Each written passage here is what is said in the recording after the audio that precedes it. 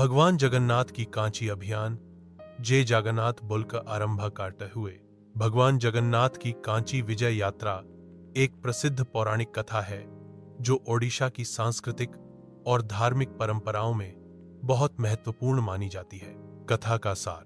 प्राचीन काल में ओडिशा के गजपति राजा पुरुषोत्तम देव बहुत धर्मपरायण और भगवान जगन्नाथ के परम भक्त थे।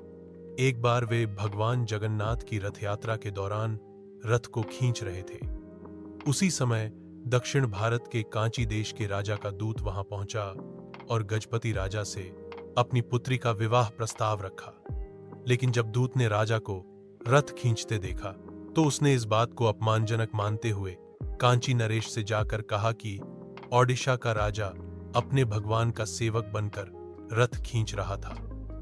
यह सुनकर कांची नरेश ने विवाह प्रस्ताव ठुकरा दिया और गजपति का अपमान किया। यह सुनकर गजपति राजा को गहरा दुख हुआ और उन्होंने भगवान जगन्नाथ से प्रार्थना की कि वे इस अपमान का बदला लें।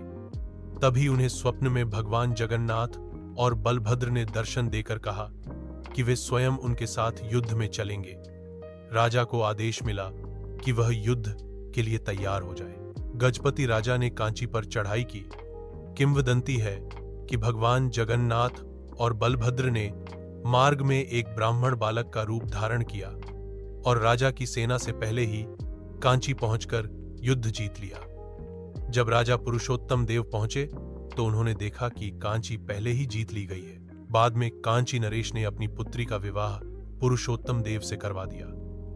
यह विवाह भगवान जगन्नाथ की कृपा से संपन्न हुआ और उस कन्या को श्री मंदिर में देवी लक्ष्मी का रूप माना गया। संदेश। यह कथा सिखाती है कि भगवान अपने भक्तों के आत्मसम्मान की रक्षा स्वयं करते हैं और सत्य व भक्ति की सदैव विजय होती है।